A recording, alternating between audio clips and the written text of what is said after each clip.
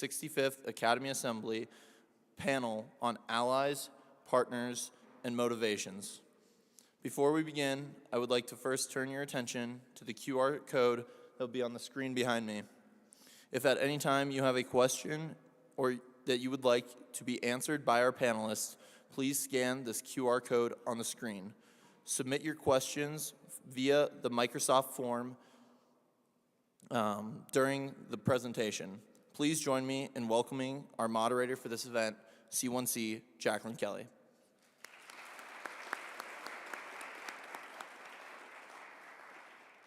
Thank you, Cadet Hermes. Within the Indo-Pacific region, allies and partnerships are becoming increasingly more important every year. Both the United States and China have sought cooperation with countries in the region. Additionally, motivations of every Indo-Pacific actor plays a huge role in cooperation with either China, the United States, and to a larger extent, both countries. How will alliances evolve in the coming years? Are there current partnerships that will not exist in a decade? And how do motivations differ across the region?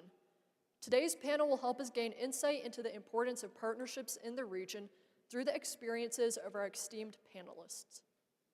I would now like to introduce our panelists. Our first speaker is Dr. Namrata Goswami. Dr. Namrata Goswami received her Master of Arts in Politics and Administration from Pune University and her PhD from the Jawaharlal Nehru University School of International Studies. She worked for over a decade at the Institute of Defense Analysis in New Delhi as part of their sponsored think tank, focusing on the China-India border conflict. She has served as a visiting fellow at the Peace Research Institute in Oslo, Norway, and was awarded the Minerva Grant by the Office of the U.S. Secretary of Defense to study power competition in space. She was contracted to work with the Joint Special Operations University on a project on ISI in South and Southeast Asia. She has also testified before the U.S.-China Economic and Security Review Commission on the topic of China's space program. I would now like to welcome Group Captain Edgar Gonzales. After his initial flying tour, Group Captain Gonzales was assigned to the Joint Electronic Warfare Operational Support Unit as a Transport Officer and Countermeasures Branch. During this time, he was selected to attend the Royal Air Force's Aerosystems course in the UK. Graduating with a Master's of Science in Aerospace Systems, upon returning to Australia after serving as a faculty member in the UK, he served at the Air Mobility Training and Development Unit, responsible for operational test and evaluation for all air mobility and airdrop capability. As the Airborne Systems Development Flight Commander, key positions of his time in the military service include, but are not limited to, his service as a payload operator in 2013 at Kandahar Airfield in Afghanistan, an assignment at Kirtland Air Force Base in New Mexico as a cooperative program personnel to the Joint Navigation Warfare Center, and an assignment as the Countermeasures Flight Commander for the Joint Electronic Warfare Operational Support Unit. On promotion to Wing Commander in 2019, he was assigned to Air Force Headquarters Air Combat Capability Branch as Deputy Director Airborne Electronic Attack, providing capability management of Australia's EA-18G Growler capability and contribution to next-generation jammer development. Upon selection to command, Group Captain Gonzales was appointed as Commanding Officer of the Australian Air Warfare Center's Joint Electronic Warfare Operational Support Unit. Upon completing his command tour, Group Captain Gonzales has recently taken up an exchange officer assignment at Peterson Space Force Base, Colorado, in the J5 Policy and Plans Branch for U.S. Space Command, leading collaborative operational planning in the space domain. Finally, I would like to introduce Colonel Stephen Lee. Colonel Stephen Ike Lee graduated from the Air Force Academy in 1998 with a Bachelor of Science in Political Science and received his Master's in Security Studies in 2009 from the Naval Postgraduate School. He has also earned his PhD in Taiwan Studies from the University of Washington's Jackson School of International Studies. Prior to receiving his PhD, he served as the Air Force Element Commander at the Naval Postgraduate School. Colonel Lee is fluent in Chinese Mandarin and has served in 5 overseas tours as a special operations pilot, as well as 1 overseas tour as a foreign area officer. 4 of his 5 overseas tours have been in the Indo-PACOM region. Please join me in welcoming our guests.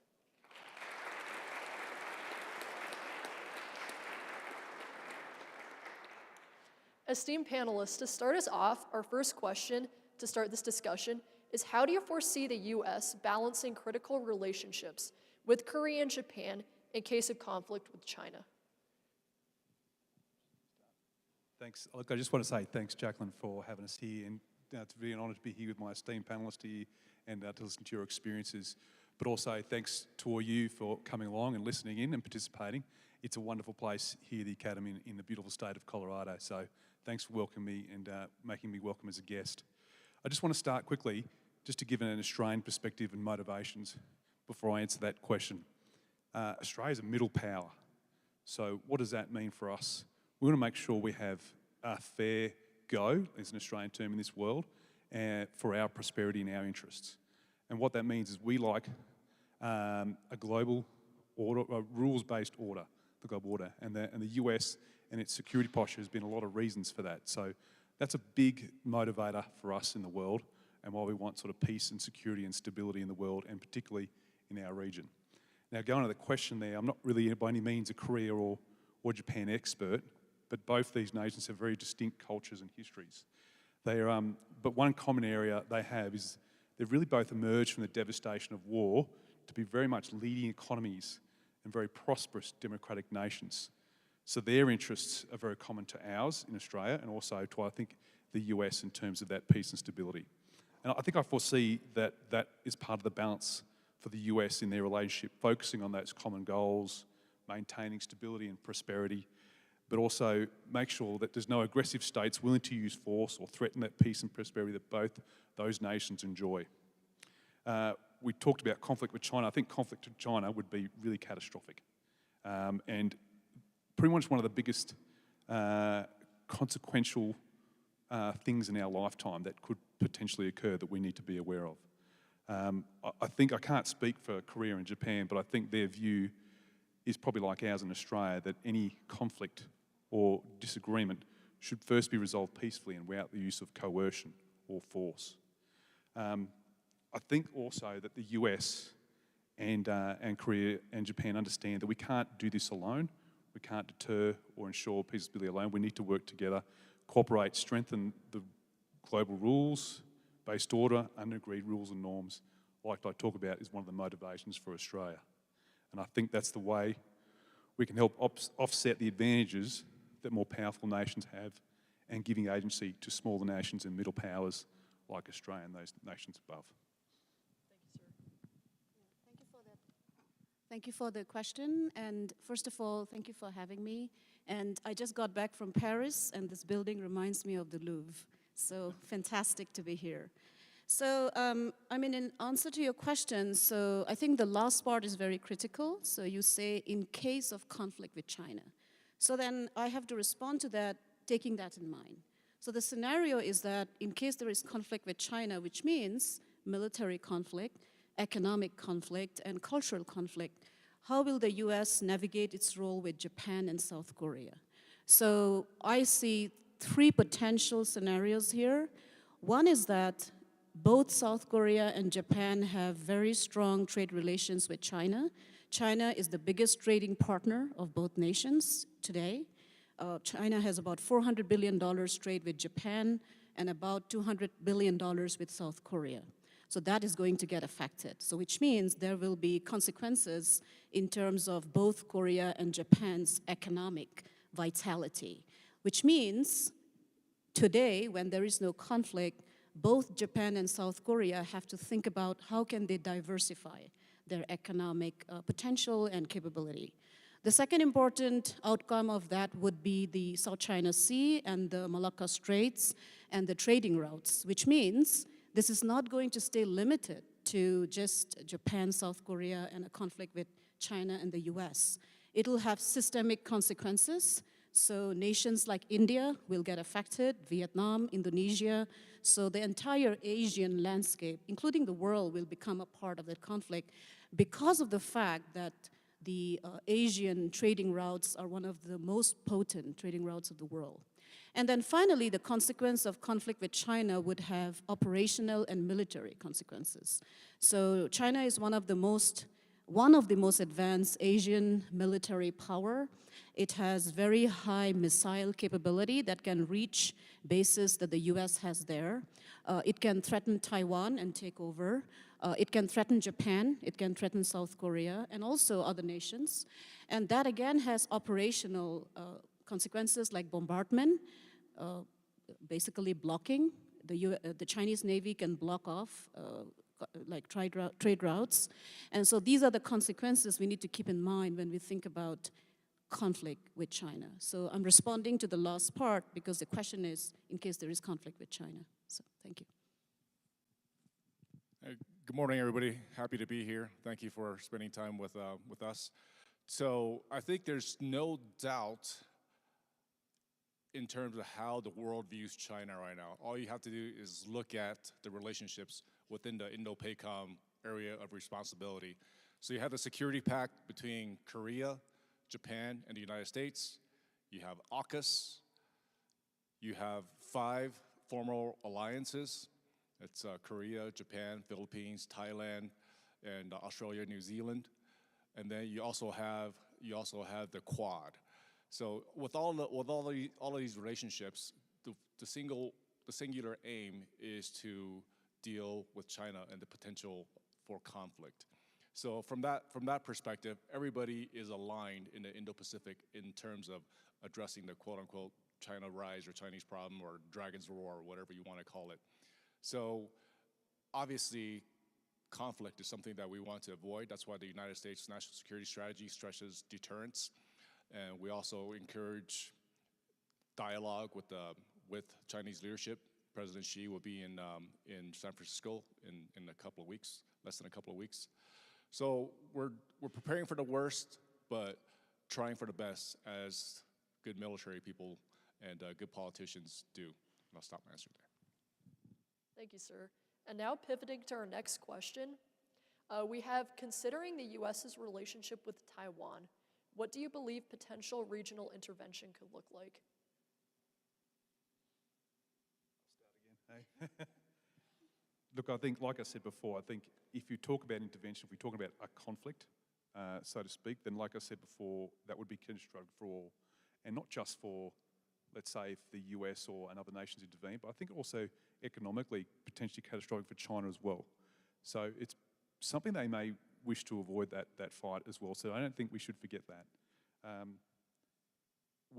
think in all interests, in all nations in the region, peace and stability across the Taiwan Strait is in all our interests for prosperity. And like I said before, economics is a key driver for China, so it's in their interest as well.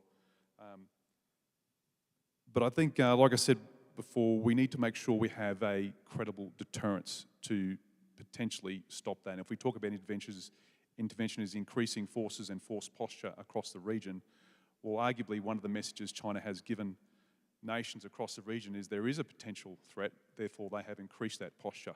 And they have increased the forces that are deployed in the region, whether they be to nations such as Japan or Korea, or temporarily to Australia there as well, to ensure that we can actually deter and stop anything happening or any regional intervention occurring as well.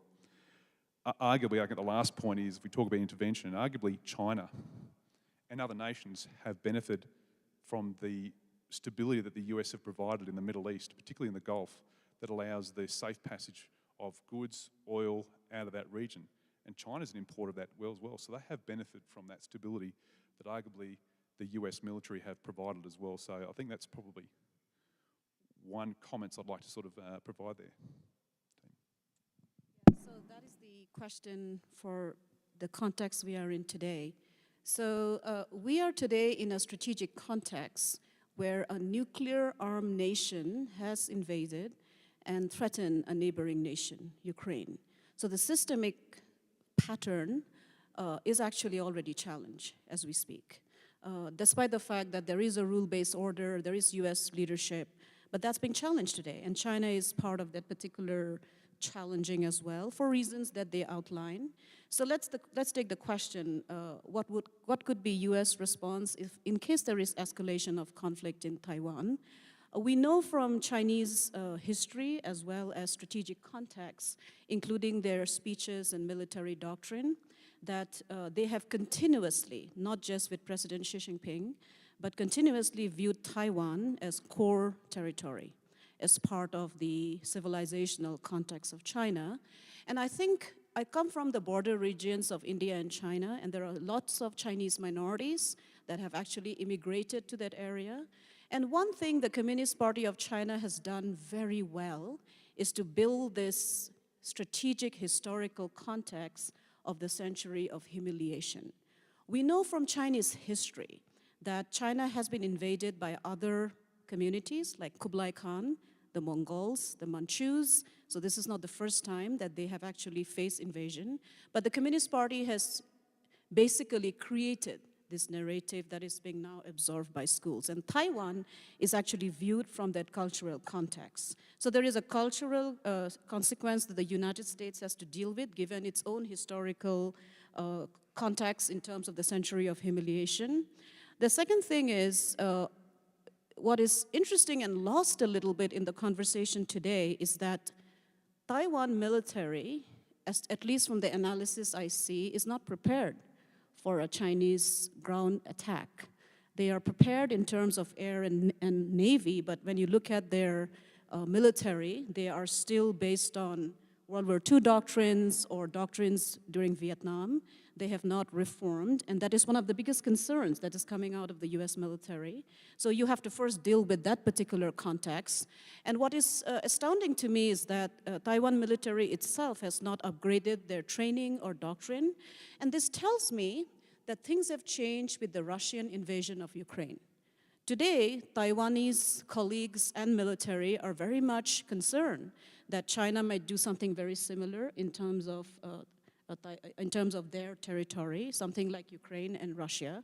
And so they are starting to think in terms of modernizing. So the US has to also respond to building training. I know there are battalions that are coming to the US to train. That's a good sign. Second, the US response is within the Taiwan Relations Act. So there is no, this is again very interesting, there is no treaty obligation that obligates the United States to come to the defense of Taiwan, but there is an unofficial assumption that that's going to happen. And so that would mean the US Navy will be involved in terms of how do you deter the Chinese Navy, which is modernizing. How do you ensure China does not engage in bombardment, which they are training for, in terms of aerial bombardment of Taiwanese territory? And then finally, I think what is significant today under the Biden administration is that for the first time, the United States has actually sanctioned about $80 million in terms of foreign military finance, which is something different. In the last 40 years, this has not been the case. So foreign military finance is American taxpayer money that is being utilized to actually buy military weapons for Taiwan. This has only happened with Egypt, Israel, Iraq, Afghanistan, but they are all countries recognized by the United Nations, whereas Taiwan is not. So this is a great policy shift that the United States has actually taken over, and this is because of the concern and the strategic context of Russia in Ukraine. And then finally, I'll say that the largest response would be, how do you tackle with the different narratives that exist in the world? So there are those who believe that Taiwan is part of China, not just China. China has also used the Belt and Road Initiative as a condition that if countries sign on, the condition is that they believe in the One China principle, and there is a huge propaganda and narrative that has been given out to the world, for example, countries across Latin America, Africa. So you'll also face United Nations division as to what a United States response would be. So that's how I would see it. Thank you. That was quite a bit. Thank you very much. I have nothing left to say. All right, I'll start off by saying that what the opinions I'm about to give are of my own and are in no way representative of Indo-PACOM's opinion, in no way of representing the DoD's opinion. This is just my perspective from having spent 3.5 years in Taiwan and having done my dissertation research in Taiwan and having interviewed key leaders in government. So this is Steve Lee's opinion and not the Air Force's, not the DoD's. Okay. I'll start off with asking 5.5 minutes. Anybody know what that means? 5.5 minutes, what significance that has. That's about the time it takes a ballistic missile to fly from China to Taiwan across 80 to 100 miles Taiwan Strait. 5.5 minutes. And why do I bring that up? Because in my mind, it's about speed, right? So to defend Taiwan, coalition reaction, any type of coalition reaction or unilateral reaction on the part of the United States has to be fast in order to be effective. Or there has to be some indicators that lead to a substantial buildup in the area of responsibility to defend Taiwan. To back up one step though, the foundational requirement for the survival of Taiwan has to somewhat be contingent upon the Taiwan people's ability to defend themselves. They kind of have to hold out until the cavalry gets there, so to speak, right? And I think there is a lot of question in how long that they can hold out on their own. So Taiwan is now shifting to a concept of whole of society defense. What does that mean? That means the people have to be ready, the interagency has to be well coordinated, and the military has to be ready. So all of those things all have to happen in order for Taiwan to mount an effective defense. Anybody in the audience know how much Taiwan spends on defense every year for GDP in terms of percentage? Nobody? So just about above 2%. So I'm stationed in Singapore right now, and if you ask anybody, hey, is Singapore under existential threat from anybody? And they're like, are you kidding me? It's Singapore. Nobody wants to attack Singapore. And even Singapore spends above 3% of their GDP on defense. And even better, if you look at GDP per capita, Singapore spends about 70% of what the United States spends per capita on GDP, on defense. And they're not even an expeditionary force in terms of they're just a localized regional defense force. So for Taiwan, one, they're not spending sufficiently on defense because we've been telling them for over a decade, you need to spend more, you need to buy more of small things, you need to have asymmetric defense capabilities. And so what are we looking at now? We're looking at a civilian population that is unlikely to endure long-term conflict. And this was affirmed by the interviews I conducted. I interviewed the former CNO, former Minister of Defense, lawmakers, National Security Council members. And I mean, so for example, the former CNO, Admiral Chen said, well, look, Steve, the military has bunkers. We have relay stations that we can keep the internet going, and we have diesel generators that we can operate out of for 2 to 3 weeks. For the civilians, if China cuts the internet, they cut the cell phone signals, they stop having the ability to take out money out of the ATM, how long do you think it'll be before civilians give up? Maybe a day, 2 days? If the civilians decide to give up, what's the military going to do? Fight on without civilian support? So that was his comment to me when I asked him about the potential of a Chinese invasion. For Professor Huang, who was a primary advisor to the KMT during the last election, he said, the youth today are very open about everything, and they have something to say about anything, pretty much like yourselves. So the one thing that the youth stays silent on is when he asks his students, which one of you is willing to pick up arms and defend Taiwan? Everybody's just kind of like, all right.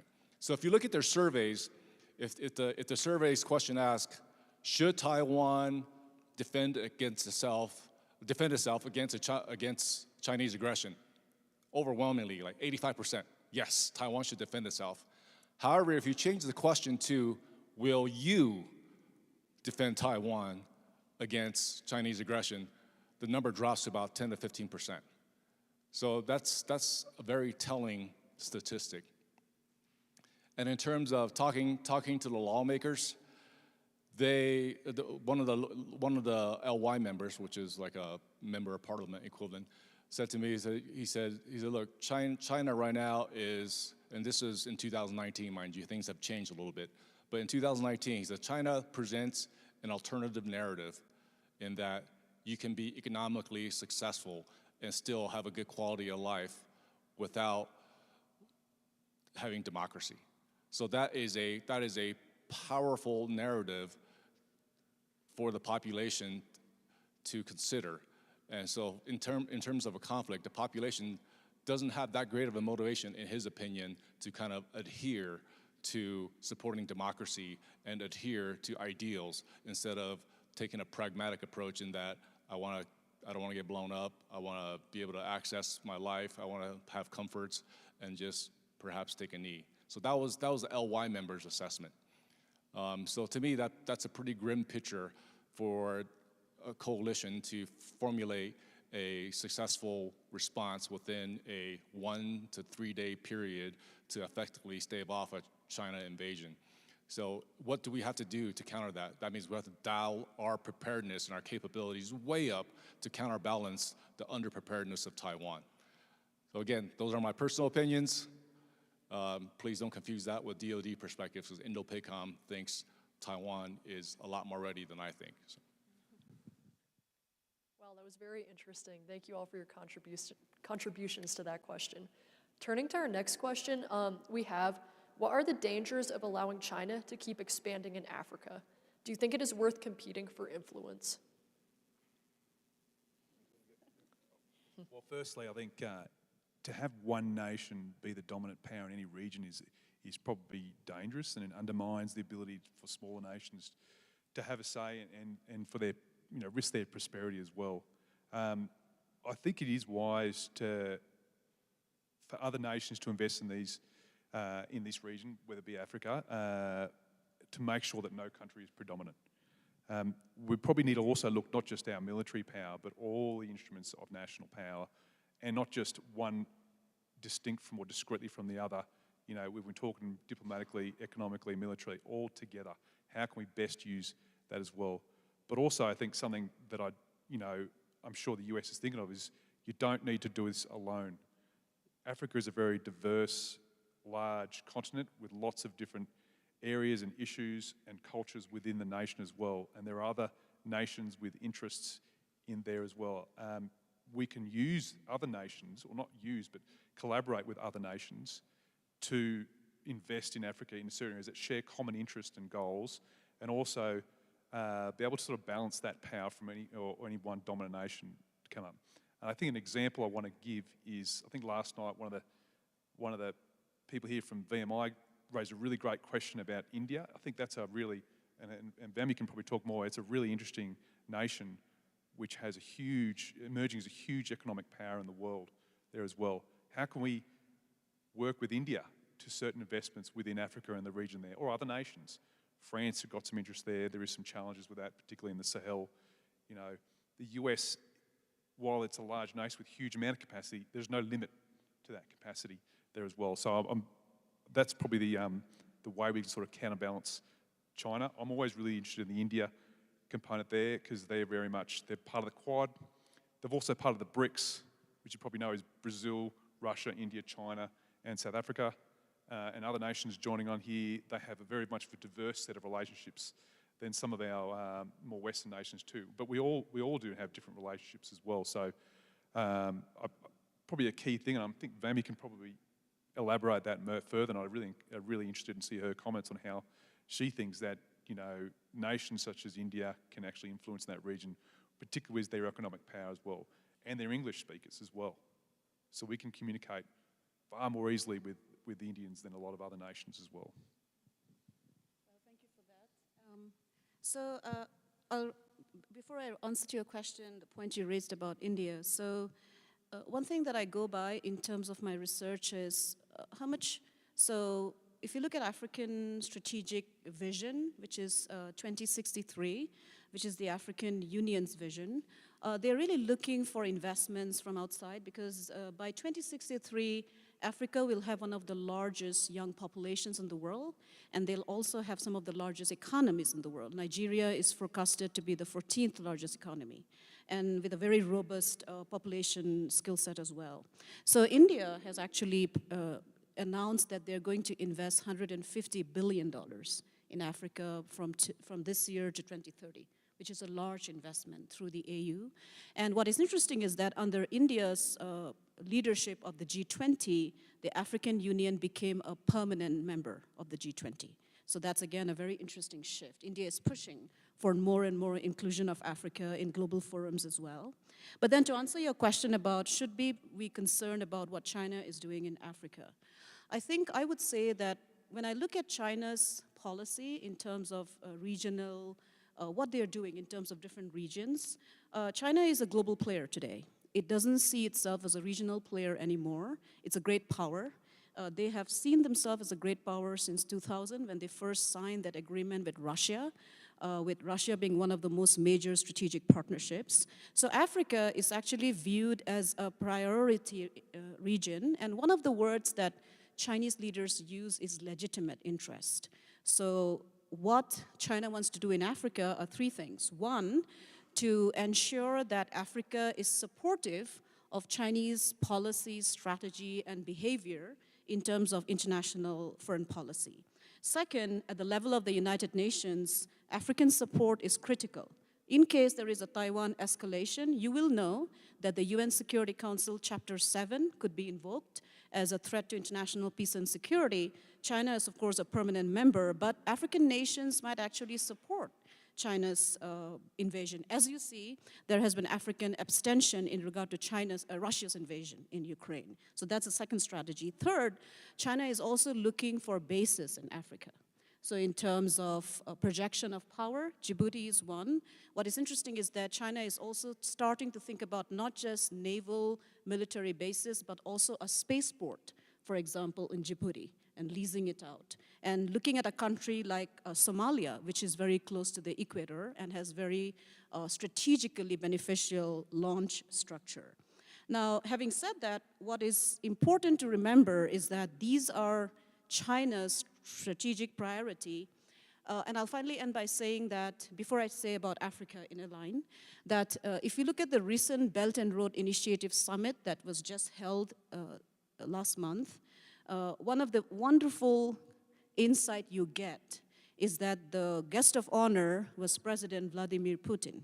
So every Western analysis that argued that this is a transactional relationship that China is going to give up on Russia has been borne untrue, because he was given the red carpet welcome. But then what is interesting is that both President Xi and President Putin gave speeches in which they said that Africa is one of the most important strategic regions for the China-Russia partnership. So they are very clear as to what Africa means to them.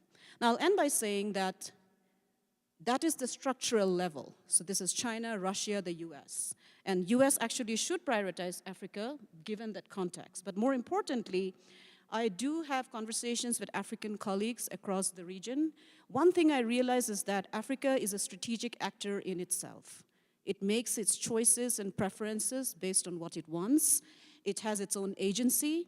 And basically what I get from conversations is that African nations, including collaboratively with the African Union and individually, will take decisions on who to partner with based on what a country has to offer. Be it values, be it financial investment, be it the level of business that they're looking for. So they become an independent actor that will take decisions based on their own strategic interest and priorities. So. I'll start off by saying that being a China FAO and having spent 4 tours in Indo-PACOM AOR, I don't spend very much time thinking and reading about Africa. But however, the short answer to the question, should we be concerned? The answer is we can't afford not to be. But I will say that there is, in my opinion, reason for hope. And we often joke in the hallways that the best thing the United States has going for it is the more people with engaged China, the less they find China likable. So, and this is not just like a personality trait or a cultural event. The Chinese have a special way of getting into the door in terms of being judgment-free, offering resources. However, once they consolidate relationships, they slowly start to show their true self, and that is one of coercion, that is one of exploitation. They import their own workers, they bring their own contracts, they don't support local economies, they open casinos, they cause problems with the local economy, they ruin the environment. So these are all things across the board where China has engaged with different places, like whether it be Thailand or Cambodia or Africa, South America, even back in 20-some years ago when I was in your seats with Germany. The more people interact with China, the more they realize that there are real negative consequences that come with interacting with China.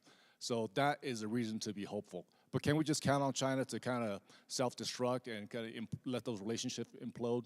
No, we can't. So that's why we have to present the better, continue to work together with allies and partners to present a better alternative in order to gain and keep American leadership around the world. Turning to our last question, we have, how do you think the Biden administration has rebuilt relationships in Africa? Due to China's expanding influence, should the U.S. rebuild its influence in Africa? I'm going to let one of you guys go first for this one. Rebuild its influence in Africa.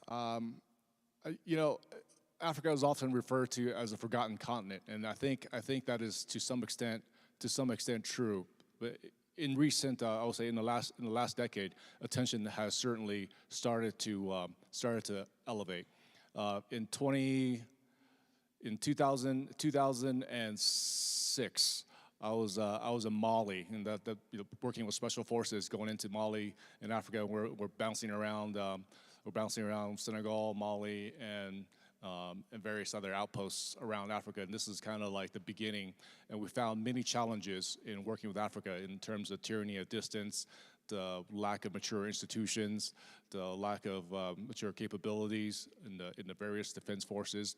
So there's certainly a lot to work on. I think we've come a long way in the last 15 to 20 years, but like I said during the last question, we can't afford to leave any corner of the world neglected. So yes, absolutely, I think we should put some effort into Africa.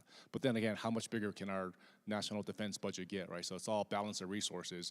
And from where I sit, Indo-PACOM, most of the resources are still directed at Indo-Pacific relationships. Yeah, so if you look at the Biden administration's engagement with Africa, so President Biden had a meeting with African leaders, 49 nations, in December of last year. And so this is part of the 2000, the Africa Growth and Opportunity Act that was signed by the United States to how to deal with Africa. And also, so these are the kind of interesting insights you get from the Biden administration's engagement. So one is that there is a recognition that if the US has to build its reputation and I wouldn't say influence, but engagement with Africa, it has to recognize that Africa is a strategic actor in its own right, and not to always view it through the great power competition lens with China. So that's the first structural, critical insight you get. The other interesting thing is that from the summit, the African leaders' insight is important that can inform US policy making. So African leaders, including the leader of the African Union, the president, said that for the United States to be able to engage with Africa, the most important thing is economic and business relationships. So Africa is looking more and more for relationships that actually result in favorable business trade relationships, export-import duties that are favorable, and this is a long-term engagement.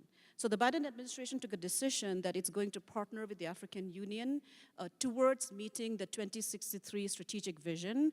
And if you're interested, it is actually available online, the entire document, to see what Africa is focusing on. Finally, what was interesting to me from the Biden administration's engagement is that there were conversations including space collaboration. So this is critical. I study space policy and great power competition. And the US has actually, as you know, initiated the Artemis Accord to go back to the moon. And 2 African nations, Nigeria and Rwanda, have become signatories to the Artemis Accord. But South Africa signed the China-led International Lunar Research Station. So there are divisions in Africa as well. And so technology collaboration, artificial intelligence, quantum, and space are very critical components of the Biden administration policy in Africa as well. But I'll finally end by saying that there has to be a mindset, a cognitive shift in US policy towards Africa.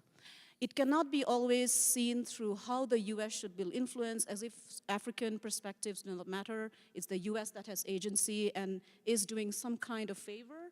So I think African nations are emerging as very strong independent nations and are deciding based on their own strategic interests and culture. And that understanding, not just African Union understanding, but every country's understanding. What is Ghana's perspective? What is the Democratic Republic of Congo's perspective? Or Nigeria differs. And I think that kind of very minute, detailed engagement is vital for the US to build its engagement with Africa. Thanks. I think you raised a good point, Nami, on that diversity of engagement between nations in Africa. We probably need to make sure we always look at Africa, not just one continent, but a diverse set of countries and cultures that all have different, and probably that's the way we could probably measure the success of US engagement, not just by as a whole, but there's probably pockets of success, pockets we need to improve on and work more as allied nations as well. And also, how do we measure that? Not just in terms of stability, but economic prosperity, education, but then again, stability and security probably is a big factor in achieving that prosperity within any region as well. But I want to pivot. I'm not an Africa expert as well, but I want to pivot across to provide you an example of how we can work and influence these regions and counterbalance China's influence in the Pacific as well. There are also, let's say at the moment there's US deployments in the Pacific region to sort of promote security through maritime domain awareness, protect national fisheries is a pretty key area there for all those nations as well, which really promotes securities and enhances that relationship for the good and the sovereignty of that country, so they maintain their sovereignty and have their say. And I think Australia, with a lot of other partners, and the US included, are working to try and promote that as well. But as also, we want to make sure these nations have the ability to make their own decisions and are not overly influenced or coerced into some sort of way as well. Another thing we do in Australia, and as like I said before, we don't have to go it alone. In our region, we've got our another country nearest, New Zealand, you may know that. They actually got a really great cultural links in the Pacific with a lot of these smaller island nations, whether it be Tonga, Fiji, and all that, because of their history, Polynesian history, respect of the Maori culture as well. And in their government strategy in New Zealand, it actually promotes that they have the ability to go into a lot of these Pacific nations and actually provide that influence for a common good, not just for New Zealand, but for the world, and to increase sovereignty as well. So Australia will leave it up to New Zealand to do a lot of that work, a lot of that diplomatic and engagement period. And that's probably a key word I want to sort of highlight as well, is engagement. It's not just about an economic or a transactional relationship. We need to make sure as nations or as partner nations, we engage in these nations, whether it be Africa, the South Pacific, or region of the world, that increase their stability. They understand, we have common understandings, and achieve a common good, whether it be prosperity, investment, economic investment, and security for all these nations as well. Real quick, last night the keynote speakers, you heard them say, we want to know China's playbook, right? So this is, I think that's a good point, because we want to know all of our partners' playbook. But how do you get to know other people's playbook? And that is get to know their perspective. Right? Stop thinking about things from the United States perspective and start thinking about from their perspective. But how do you get to their perspective? And that is where academic freedom, intellectual curiosity, and the courage to take an unpopular viewpoint or ask difficult questions come in. So don't be just another panel in the echo chamber. Be a sounding board and take a dissenting view sometimes. Take a counterfactual approach sometimes to problem solving, because as us Americans, we know what we think, we know what our policies are, but then our partners' playbooks aren't dependent on how we see the world, depends on how they see the world. Just keep that in mind for young people out there. That's an excellent point. Engagement is a two-way street. It's talking, and most important, it's listening. And now we are going to turn to the questions submitted by our audience. Our first one is from Josh Morgenstein, who is from Claremont McKenna College. His question is there is a fine line between deterrence and provocation. What steps can the U.S. and its allies take to establish credible deterrence while avoiding creating a self-fulfilling prophecy of conflict? Great question. Yeah, I think it depends who you ask. Some will see deterrence as provocation, and some will see provocation as deterrence. So, really, really hard. I think one of the ways we can counter that is through transparency of our actions for deterrence. I think that's probably an Australian views to make sure when we create new policy, and I know the US do the same thing, it is created in an open environment. There is always an unclassified sort of paper outlining our defence strategy. There is the NDA or the NDS in the US.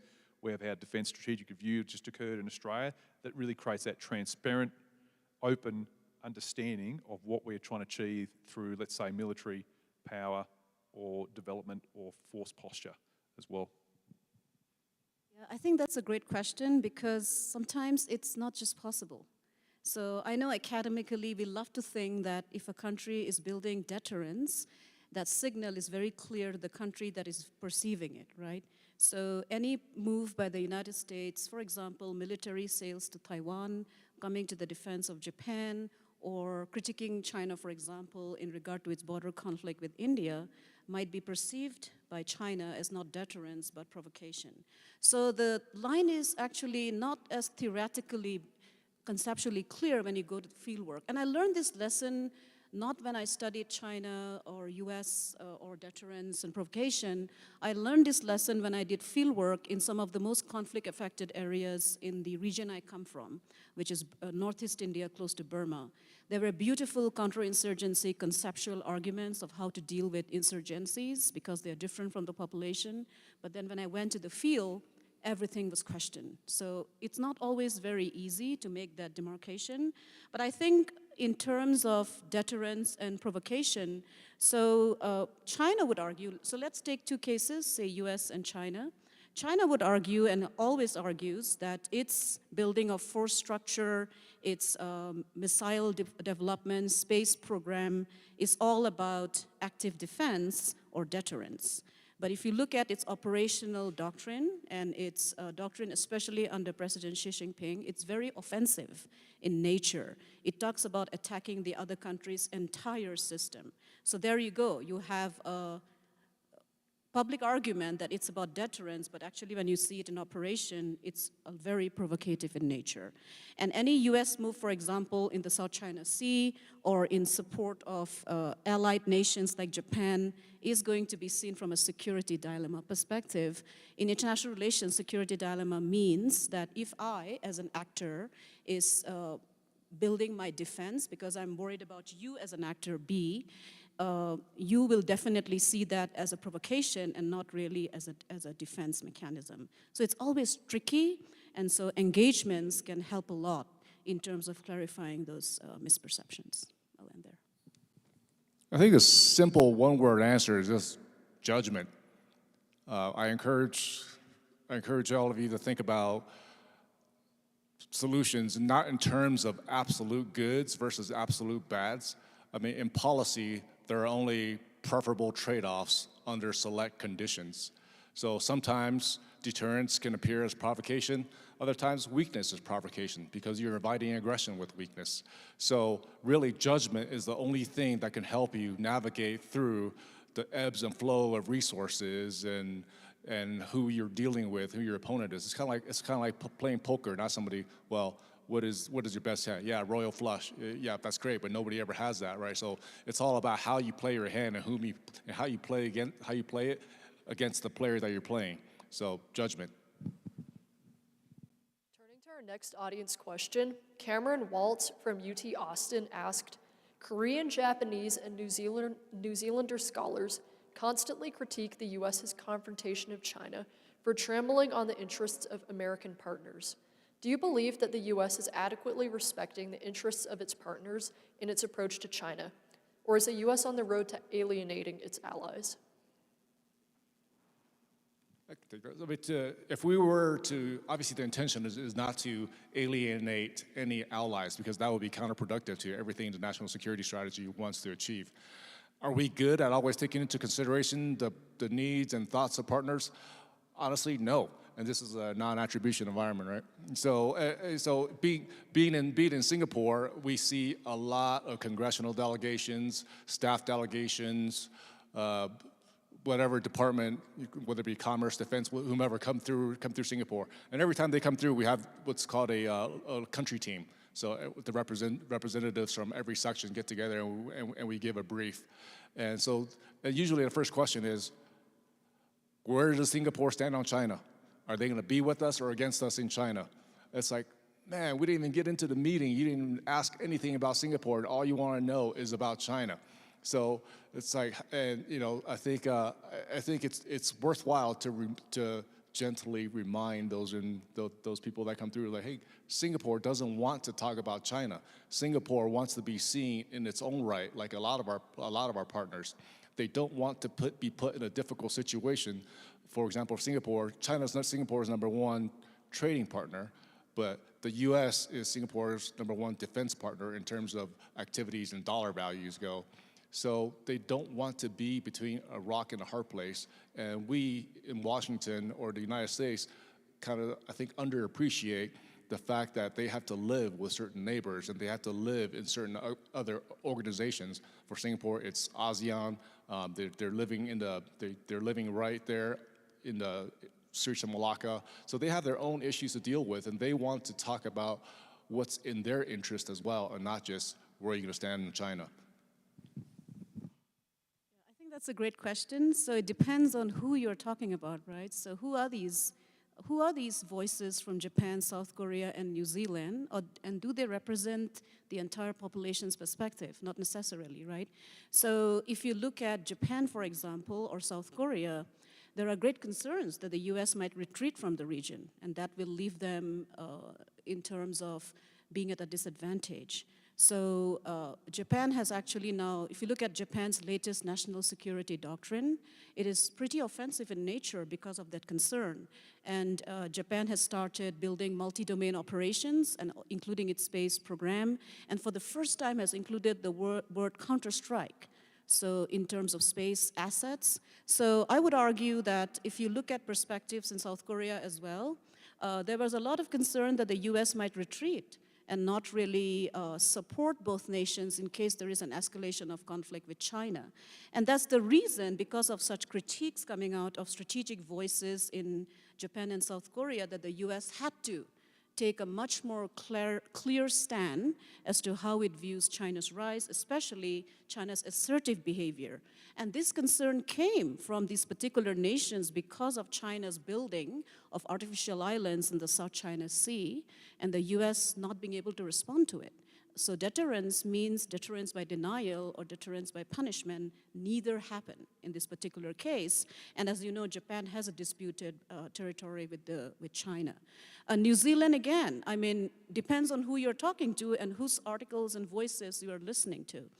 There are arguments that the systemic level of confrontation is dangerous, but then there are also arguments that what China is doing, for example, in Antarctica, and I know this because I have collaborated with scholars in New Zealand, are very worried as to what China is actually doing in terms of economic, investments, for example, in New Zealand, China's hardening of research fields in Antarctica, building of ground stations. So it depends on whose voice you are really listening to. I would always urge you, when you're reading articles, to always look for the counter view. So have a much more balanced, nuanced perspective. Thank you. I think there's a good point, it's a good question. There's always going to be commentary from different nations and different perspectives. Even within Australia, we have, and I know in the US, we have different perspectives on relationships, national actions, and what we should and shouldn't do. So I think we've got to welcome that as well. But like Nami said, we've got to make sure, to counter that, we ensure our perspective is not narrow. We have a broader perspective, and sometimes it's worth putting yourself in someone else's shoes to have that perspective and counter that. And the other thing I think we can do to make sure we have a balanced view from all nations, to ensure that every nation has their ability to make their own decisions and have their say in what is in their best interests as well, and how we can actually help promote those interests. And I think that's really important that you brought up is US presence in the region historically has brought about a stability, which has brought about security, which has brought about unbelievably high prosperity in Southeast Asia and the Asian region, which is continuing to grow. Yes, we've probably seen Korea and Japan are at the peak of that in terms of development, but we've got a lot of other nations there now, such as Indonesia, which I know we in Australia we have it's a key relationship for us because it's one of the biggest countries in the world. The growth is going to be huge economically, and another area where we can actually balance things like manufacturing, industry, to counter some of that China, because they are far more open and democratic, and but we need to make sure they're making their own decisions. Thank you for your valuable contributions this morning. On behalf of the Dean of the Faculty and the entire cadet wing, we'd like to extend our appreciation to you for visiting and sharing your thoughts with us. Please accept this gift as a token of our gratitude.